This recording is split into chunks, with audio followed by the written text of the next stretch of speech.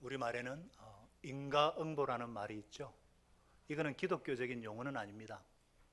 이와 비슷한 개념의 용어가 있는데 심는 대로 거둔다 이런 말이 있어요. 우리가 남에게 못되게 굴면 그대로 당한다. 이것이 심는 대로 거둔다 이렇게 말할 수 있겠습니다. 이 진리는 우리가 흔히 사용하는 인과응보와는 다릅니다. 오히려 하나님께서 사람들에게 자신의 죄를 깨닫게 하시고 잘못된 것을 바로잡기 위해서 인간의 일을 정리하는 것으로 이해해야 합니다. 오늘 우리가 살펴볼 본문의 주인공 야곱은 형의 약점을 이용해서 장자권을 탈취하고 아버지를 속여서 장자권의 축복을 받아냈죠. 이런 야곱이 철저하게 속임을 당하고 철저하게 이용을 당합니다. 적수를 만났어요. 이 사람이 바로 외삼촌 라반. 오늘 본문에는요, 사람 막대기와 인생 채찍으로 사랑하는 자를 훈련하시고 다루시는 하나님의 손길이 잘 나타나 있습니다. 그래서 하나님의 다루심이라는 제목으로 은혜를 나누고자 합니다. 자, 베델에서 나의 하나님을 만난 야곱.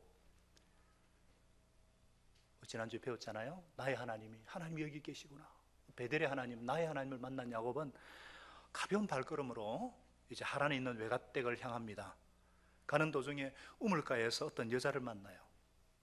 바로 외삼촌의 딸 라헬이 양에게 물을 먹이러 나왔어요. 9절 말씀을 제가 표전 3번역으로 읽어드리겠어요. 야곱이 목자들과 말하고 있는 사이에 라헬이 아버지의 양떼를 이끌고 왔다. 라헬은 양떼를 치는 목동이다. NIV 성경에는 She was a shepherdess. 그녀는 shepherdess. 예루살렘 바이블에는요, 라헬은 목녀이었더라 정확하게 번역되어 있어요. 여러분, 우리가 목녀라는 말을 씁니다. 목녀님, 목자님. 목자는 우리가 흔하죠. 여호와는 나의 목자시고 예수님만이 선한 목자시고 우리는 예수님을 배워가는 작은 목자인데, 처음에 목녀라는 말이 굉장히 어색하고 참 말하기가 쉽지 않았죠. 목녀가 뭐야? 목녀? 꿈꾸는 여자? 목자의 아내라 그러는데 목처? 목을 치란 말인가? 이랬는데 사실 목녀 하다 보니 이 목녀가 굉장히 성경적인 용어예요. 목녀가. 라헬은 목녀였더라. She was a shepherdess. 그래서 우리가 목자님, 목녀님하고 잘 불러드려야 돼요. 이게 호칭은 정체성을 말하거든요. 우리 방금 간증한 우리 집사 용준 형제는요, 얼마나 목자님, 목녀님을 사랑하고 존경하는지 몰라요. 덩달아서 앞으로 이 아들도 좋은 목자가 되리라 믿습니다. 야곱은요, 이 라헬을 보고 목녀 야헬을 보고 첫눈에 반한 것 같아요. 왜냐하면 10절에 보니까 우물을 막고 있는 이 돌은요, 장전 여럿이 들어야 옮길 수가 있는데 얼마나 잘 보이고 싶었으면 혼자서 돌을 번쩍 들어가지고 옮기고는 양떼에게 물을 먹이도록 했거든요. 야곱은 참 머리가 좋죠. 보통은 먼저 자기 소개부터 하는데 힘을 한번 딱 과시를 한 후에 너무 반가워가지고 막 라헬에게 입을 맞추고 엉엉 소리 내밀면서 내가 바로 당신 아버지가 우리의 삼촌이라고, 내가 리브가의 아들이라고 막 소개를 하니까 라헬도 놀래가지고 아버지께로 데려가니까 라반이 막 환대를 하잖아요. 너는 참으로 내 혈육이로다. 야곱은 라반의 집에 도착해서 여독을 풀고 한 달 동안 열심히 일했어요. 이때 라반이 야곱에게 제안을 합니다. 네가 비록 내 생질이지만 어찌 그저 내 일을 하겠느냐. 너의 품삯을 어떻게 할지는 나에게 말하라. 언뜻 보면 라반이 좀 봐주는 것 같죠. 그러나 평범한 우리 눈으로 보기에도 자기 딸에게 홀딱 반한 것이 틀림없고 갈 데가 없는 것을 아니까 정식으로 종으로 부려먹기 위해서 수를 쓰는 겁니다. 고수는 고수예요. 여러분, 야곱이 형을 피해서 라반의 집으로 도망쳐왔고 이 외삼촌의 집이 그의 울타리가 되었지만요, 동시에 야곱의 삶을 연단하고 훈련하는 광야 학교가 되기 시작합니다. 자, 야곱이요, 첫 번째 하나님의 광야 훈련, 그가 받은 훈련이 무엇일까? 16절 17절에 보니까 라반에게 레아와 라헬이라는 두 딸이 있었는데, 레아는 시력이 약하고 라헬은 곱고 아리답다 그랬어요. 몸매가 아름답고 아주 용모가 예뻤다는 뜻이에요. 야곱은요, 첫눈에 반한 것처럼 이 라헬을 사랑하기 때문에, 그래서 아무튼 제가 라헬을 위해서 7년간 봉사하겠습니다. 1년만 해도 되는데 야곱은 행여라도 이 여자를 놓칠까 싶어가지고 절대 거절하지 않을 조건으로 그걸 단다가 7년이라는 약속을 했거든요. 이거 다 라반이 계산한 겁니다. 딱 라반의 의도대로 되는 거예요. 왜냐하면요, 19절 보세요. 그래? 뭐 그 아이를 뭐 다른 사람에게 짝지어주는 것보다 너에게 짝지어주는 게 낫겠다. 이렇게 함께 살자. 사실 라반이 약속한 거 하나도 없거든요. 나중에 야곱이 7년 일하고 난 뒤에 주십시오 해도 난 약속한 적이 없다 할 수 있게끔 아주 애매한 말을 하거든요. 라반이요, 우리 시대의 사람이라면 고단수의 정치인이 될 뻔한 사람이에요. 우리 다 같이 20절을 한번 보겠습니다. 20절 같이 읽어볼까요? 시작. 야곱이 라헬을 위하여 7년 동안 라반을 섬겼으나 그를 사랑하는 까닭에 7년을 며칠같이 여겼더라. 아주 수일같이, 7년을 수일같이 여겼더라 하는 거예요. 아니 7년을 무보수로 일하는데 라반이 절대 마음 좋은 고용주가 아니거든요.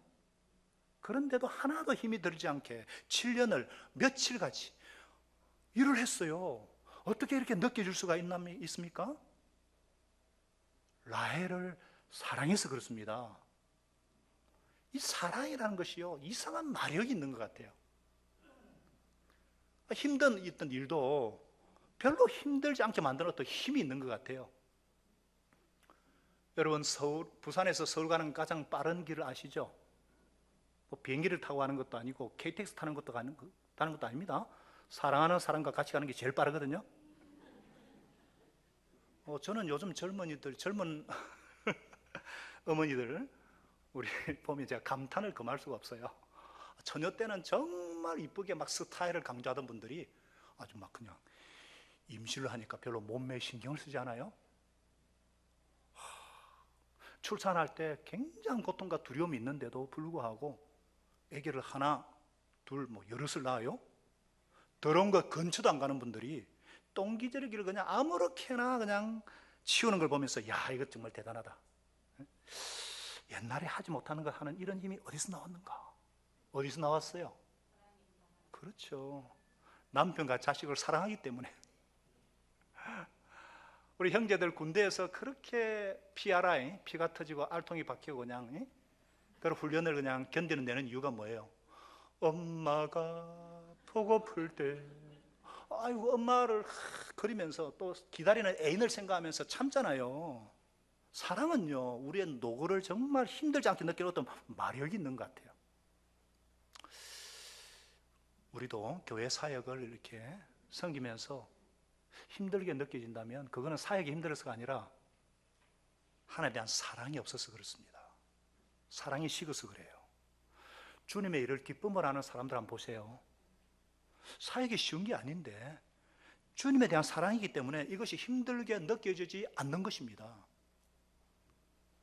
그래서 주님의 사역이 부담으로 느껴지지 않고 기쁨과 즐거움이 되려면 하나님에 대한 사랑이 내게 넘쳐야 돼요. 어떻게 하면 하나님을 사랑할 수 있습니까? 하나님에 대한 감사를 생각하고 고백하는 수밖에 없어요. 인간은요, 이기적이기 때문에 받은 것이 없으면서 누구를 사랑한다는 거, 이게 힘이 듭니다. 하나님을 사랑하는 거, 뭐 순수한 마음으로 사랑하는 분도 없다고 못하겠지만 보통은요, 하나님이 우리를 먼저 사랑해 주셨기 때문에 하나님을 사랑하는 거잖아요. 하나님을 사랑하려면 하나님께서 내게 베풀어 주신 이 은혜를 묵상하고 고백하는 거, 받은 은혜를 감사하는 이 고백을 통해서 하나님에 대한 사랑이 점점 깊어지고 자라는 겁니다. 우리가 하나님을 사랑하게 될 때에 그 다음 주를 위해서 일하는 거 힘들지 않게 느껴져요. 사회 가는 게 부담으로 느껴지고 짐이 되는 것은 사회가 힘든 것이 아니라 사랑이 없다는 것을 아셔야 합니다.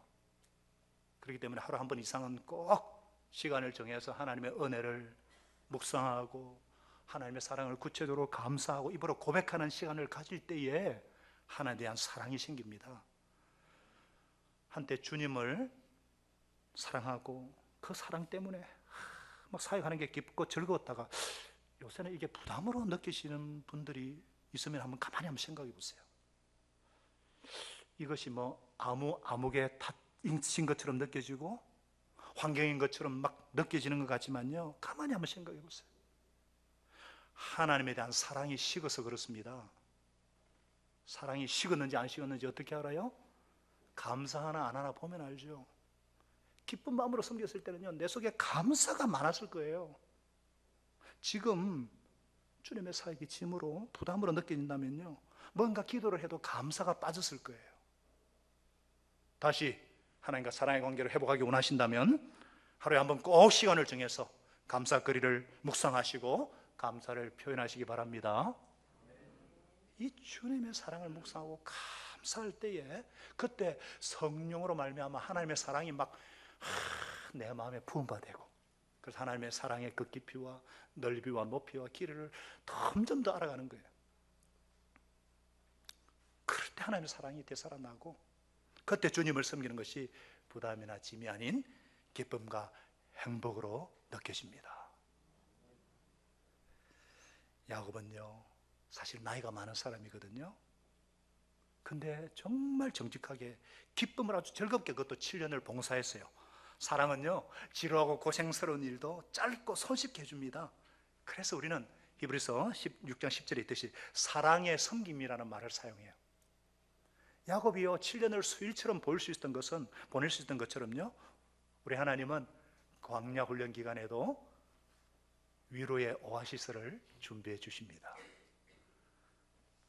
저는 우리가 핍절하지 않도록 군데군데 위로와 격려의 오아시스를 준비해 놓으시고 계속해서 사랑을 부어주세요. 만약 저와 여러분이 하늘의 축복, 우리가 매주 새롭게 하늘의 복을 충만히 받도록 빌어주는 것은 그 축복의 그 가치와 그 사랑을 깨닫을 때 현재의 어려움은 아무것도 아닐 거예요. 하나님을 사랑하고 주님의 강림을 기다리는 자들에게는 수고하고 고생하는 긴 생애가 불과 며칠로밖에 느껴지지 않을 것입니다.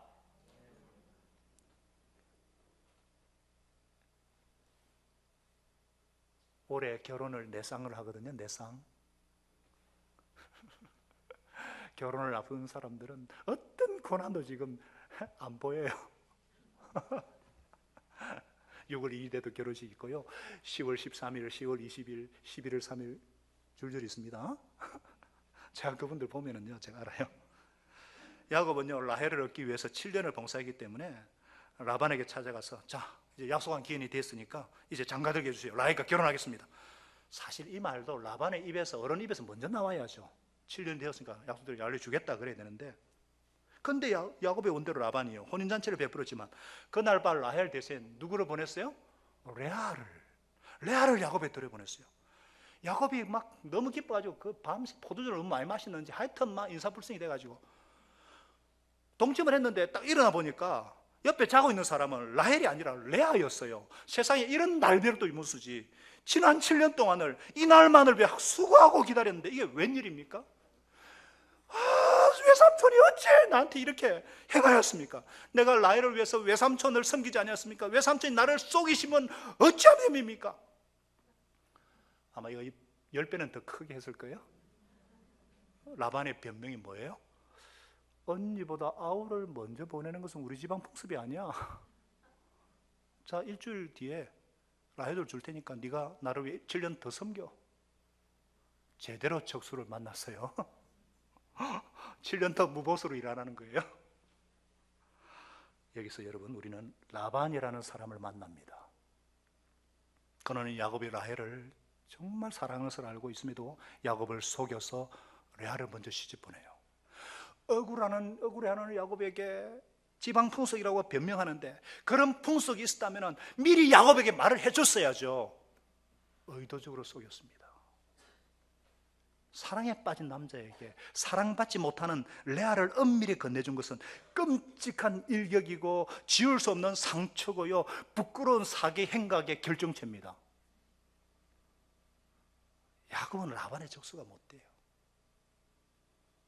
야곱은 라반을 만남으로써 마침내 자신의 맞수이자 자신을 훈련시킬 존재를 만난 거예요. 속이는 자가 속임을 당한 것입니다. 야곱은요, 형이 허그가 졌을 때 그 약점을 노려가지고 장자권을 탈취하더니, 또 아버지한테 가서는요, 자기가 형인 것처럼 속이고 장자권의 축복을 타냈더니 그대로 당하잖아요. 내가 형과 아버지를 속였는데 이제 내가 더 철저하게 속임을 당하고 이용을 당할 줄이야. 야곱의 항변은 아무 소용이 없고, 이를 통해서 그는 형 에서가 억울하여서 피눈물을 흘렸던 그 심정을 이해했을 것입니다.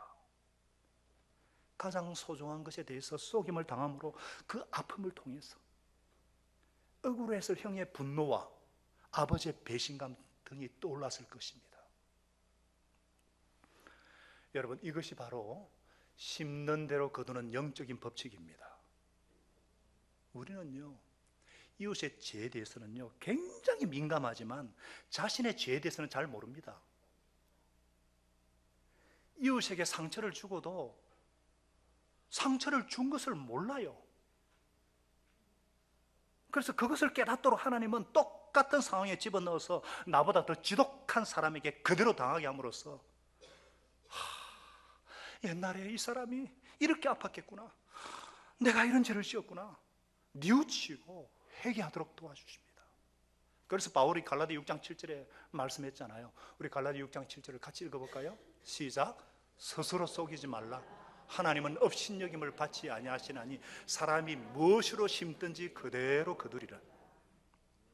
그래서 우리가 이웃과의 관계에 있어서 문제가 생겼을 때, 나에게 고통을 주는 사람이 있을 때에 불평하기 전에 멈추어 서서 생각을 해야 합니다. 심는 대로 거두는 영적인 법칙이 작용되고 있지는 않는가? 어떤 사람이 나에 대해서 없는 말을 지어 퍼뜨리고 다닙니까? 원망하고 불평하기 전에 생각해 봐야 돼요. 나도 모르는 사이에 이웃에 대해서 쉽게 얘기하고, 나는 진실이라고 생각했지만 없는 말까지 덧붙여서 막 말을 함으로써 그 사람의 마음을 아프게 하지는 않았는지. 내가 굉장히 고맙게 해줬는데 고맙다는 소리는 고사하고 원망만 듣습니까? 그러면요, 전에 나에게 고맙게 해준 사람에 대해서 고마워하지 않고 내가 원망을 하지 않았었던가? 여러분, 우리는요, 이웃으로 인해서 고통을 받을 때마다 한 걸음 물러서서 내가 심는 대로 거두는 것이 아닌가 생각해 봐야 합니다. 심는 대로 거두고 남에게 한 대로 당합니다. 그래서 부모님을 모시고 계시는 분들 잘 하셔야 합니다. 불효하시면요, 자녀에게 똑같이 당합니다.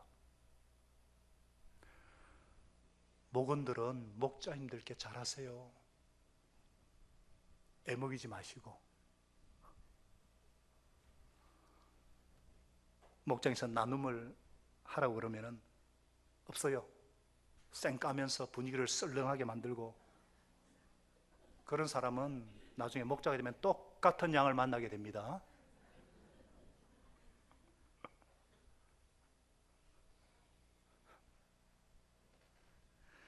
야곱은 라반을 통해서 속이는 자의 죄값을 톡톡히 치릅니다. 내가 형을 속이고 아버지를 속인 죄값을 톡톡히 받고 있구나. 삼손을 통해서 동생인 줄 알았는데 언니와 동침하고 안제를 맞이하고 말았구나. 내가 심은 대로 거두구나. 이런 깨달음이 있었기 때문에 야곱은요, 이번에는 외삼촌이 잘못했으니 1년만 합시다 할 수도 있었지만 다시 7년을 무보수로 일하는 것을 감수했던 것으로 보여요. 그래서 우리도 내가 이웃으로 인해 당하는 어떤 고통이 심은 대로 거두는 것이다 이렇게 느껴지면요, 불평 대신에 감사하시기 바랍니다. 내가 이웃에게 상처를 주고도 상처 주는 줄도 모르고 회개할지도 모르는 나를 하나님께서 그냥 버려두지 아니하시고 나와 똑같은 상황 가운데 넣으셔서 그 아픔을 알게 하시고 회개할 수 있는 기회를 주신 거 감사하셔야 돼요. 이것이 하나님의 아픈 사랑인 줄 알고 감사하시기 바랍니다. 그래서 히브리서 12장 말씀을 통해 하나님 저와 여러분에게 오늘 말씀하세요. 내 사랑하는 아들아, 중의 징계하심을 받을 때에, 꾸지람 받을 때에 경역이지 말고 낙심하지 마라. 주께서는요 그 사랑하는 자를 징계하시고 받아들이는 아들마다 채찍질 하심이니라. 이 징계라는 말이 디시플린, 훈련이라는 뜻이에요. 훈련을 받을 때 낙심하지 말아야 합니다. 왜냐하면 하나님의 훈련이 없으면요 그건 사생자고 진짜 아들이 아니기 때문에. 훈련 받을 당시에는요 정말 즐거워 보이지 않고 고통스럽지만 후에 그로 말미암아 의와 평강의 열매를 맺습니다. 원숙한 인격, 예수님을 닮은 성숙한 인격은요 고난의 과정을 거쳐야 됩니다. 고난은 우리로 하여금 내 한계를 깨닫게 하고 하나님만 의지하게 합니다. 고난은 우리로 기도하게 합니다. 하나님께 쓰임받은 사람들은 다 고난의 과정을, 훈련의 과정을 거쳤어요. 그래서 다윗은요 시편 119편 71절에서 이렇게 고백하죠. 고난당한 것이 내게 유익이라. 이로 인해 내가 주의 율례를 배우게 되었나이다. 자, 우리가 이런 사실을 알게 되면은 나를 괴롭히는 그 사람도 사실은 고맙죠? 고맙지 않아요?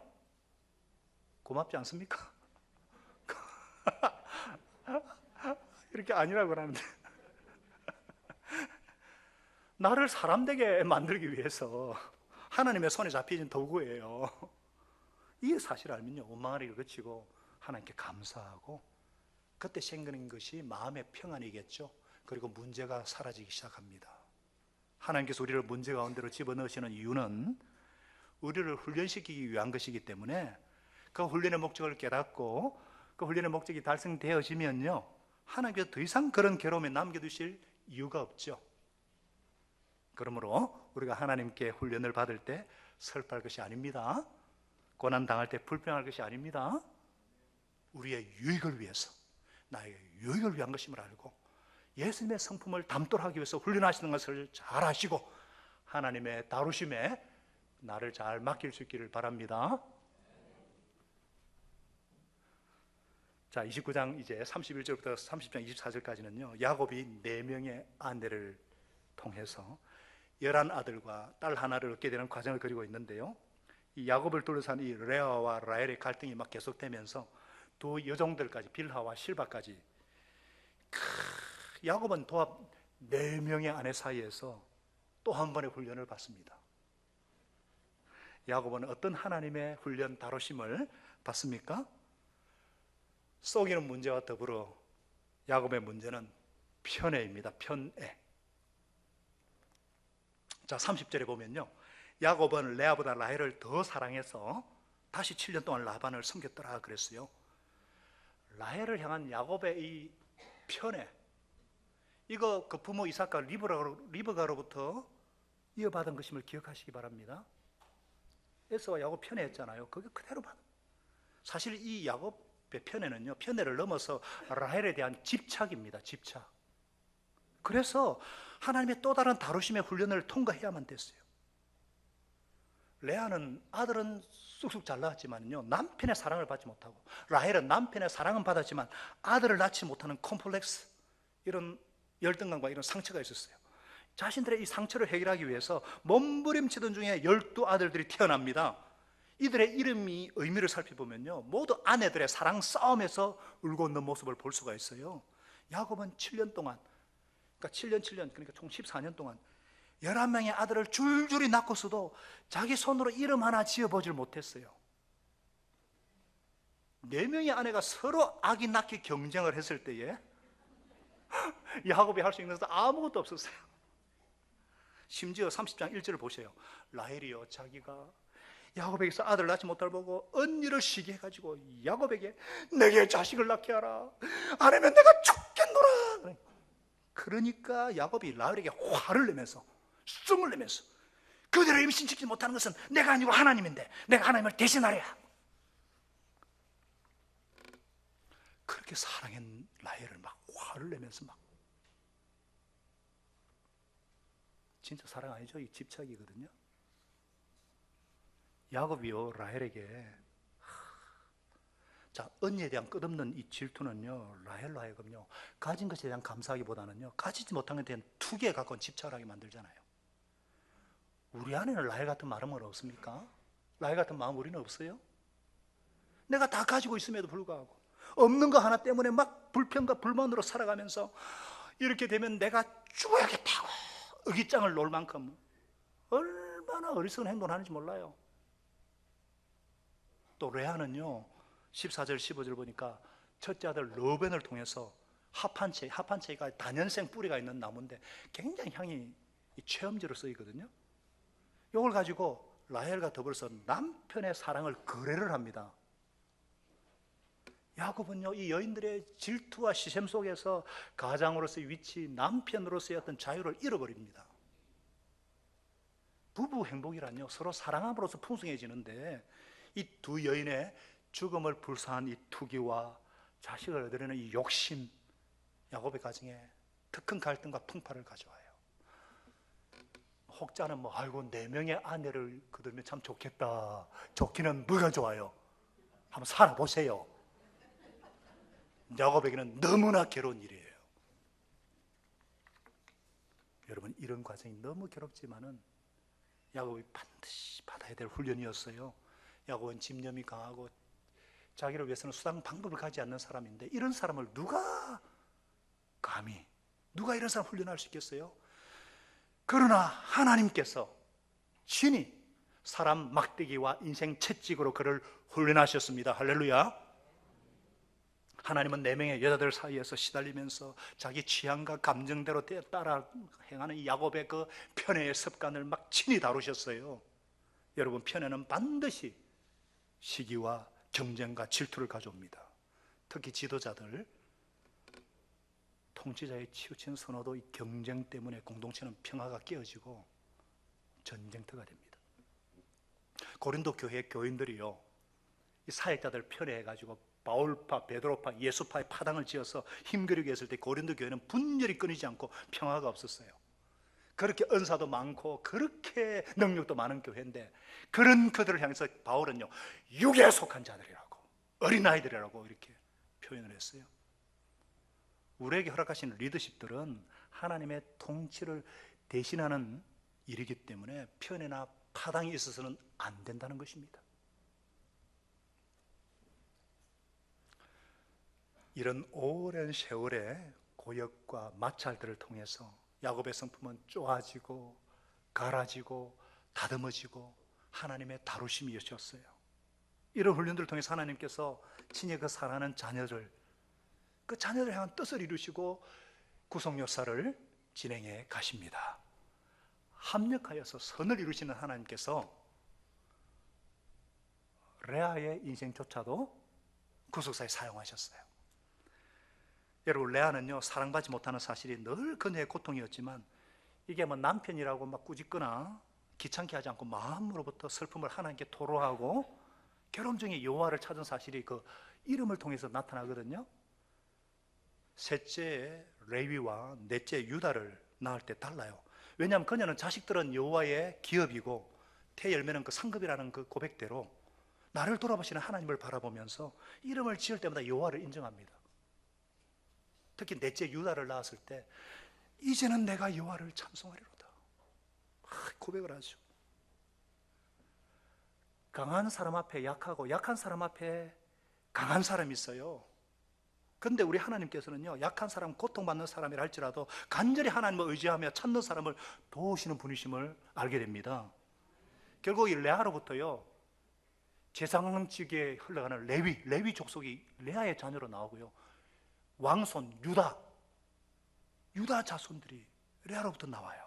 그리고 궁극적으로 유다를 통해서 그리스도, 약속된 그리스도 메시아가 탄생하십니다.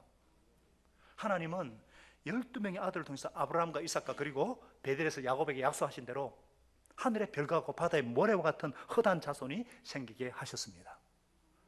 사랑하는 여러분, 하나님은 친히 구속역사를 이루어 가십니다. 이스라엘의 12지파는요, 겉으로 보기에는 인간의 속임수와 편애로 시작된 시기, 경쟁, 고통과 절망 속에 탄생한 것처럼 보여요. 그러나 실상 그 배후에서 일하신 하나님의 은혜와 능력으로 진행된 결과예요. 인간의 부패성과 부정적인 사건조차도 하나님께서 합력하사 섭리하사 친히 구속 역사를 이루어 가심을 오늘 본문은 우리에게 말씀하고 있는 것입니다. 이런 과정을 통해서 야곱은 12아들을 얻게 되지만, 그러나 우리가 한 가지, 결과만 보고 무조건 하나님의 섭리라고 말해서는 안 돼요. 이런 과정 가운데 야곱이 받은 고통, 라헬과 레아가 받은 고통을 간과해서는 안 됩니다. 하나님은 우리의 그런 죄성과 실수를 합력해서 선을 이루지만 그렇다고 해서 죄를 다하겠는가? 아닙니다. 여러분, 우리는요, 복잡한 세상에 살고 있어요. 이런 세상에서 내 감정을 들키기도 하고 남의 감정을 읽기도 합니다. 이렇게 저렇게 얽혀 살다가 나에게 억울한 일이 찾아오면요, 분노하고 힘들어합니다. 내가 옳다는 것을 증명하게 보이기 위해서, 나의 억울함을 풀기 위해서 사람을 찾아다니고 내 의를 드러내려고 애를 씁니다. 지금 해결할 수 있는 문제가 있고요, 시간이 흘러야만 해결되는 문제도 있습니다. 우리는 긴 인생을 사는 지혜가 필요하고요, 여유가 필요하고요, 무엇보다도 자신의 억울함과 분노에 매이지 않고 지혜롭게 처신하는 것이 중요해요. 이를 위해서는요, 하나님의 약속을 붙잡아야 합니다. 하나님을 바라봐야 합니다. 소망을 하나님께 두어야 합니다. 인간의 연약함과 죄악 때문에도 환경과 조건과 사람을 초월해서 일하시는 하나님을 얻는 것이 가장 중요한 일인 줄 믿으시기 바랍니다. 왜냐? 사람은 다 거짓되되 하나님만 참되시기 때문입니다. 모든 것을 합력하여 선을 이루시는 이 하나님을 저와 여러분이 언제든지 신뢰하시고 이 하나님을 바라보시고 이 하나님의 손에 붙들려서 하나님의 다루시는 훈련을 잘 받아서 하나님의 구속 역사에 쓰임받는 저와 여러분 되게 하시기를 예수님의 이름으로 축원합니다. 이제 평안한 마음으로 삶의 현장으로 돌아가십시다. 선한 일에 용기를 가지시며 악을 악으로 갚지 마십시다. 항상 연약한 자를 도우시고 병든 자를 찾아보시고 곤란당하는 이웃을 위로하십시다. 모든 사람을 존경하시고 주님께 봉사하고 주님을 더 사랑하십시다. 모든 일을 믿음과 사랑으로 행하시고 어떤 일에도 소망을 포기하지 마십시다. 그리고 거룩하신 성령님께 순종하여 기쁨과 감사의 생활을 해나가십시다. 우리 하나님 아버지는 여러분을 항상 도와주실 것입니다. 이제는 우리 구주 예수 그리스도의 크신 은혜와 하나님 아버지의 사랑하심과 성령의 교통 충만케 하시는 은혜가 심는 대로 거둔다는 것을 알고 하나님 앞에서 겸손하게 나 자신을 하나님 앞에 세우며 하나님께서 원하시는 성숙한 예수님의 성품을 조각한 자들이 되어서 하나님의 구속 역사에 다시 한번 쓰임받기를 간절히 사모하는 주의 사랑하는 백성들 머리 위에 이번 한 주간도 함께 하옵시기를 간절히 축원하옵나이다. 아멘.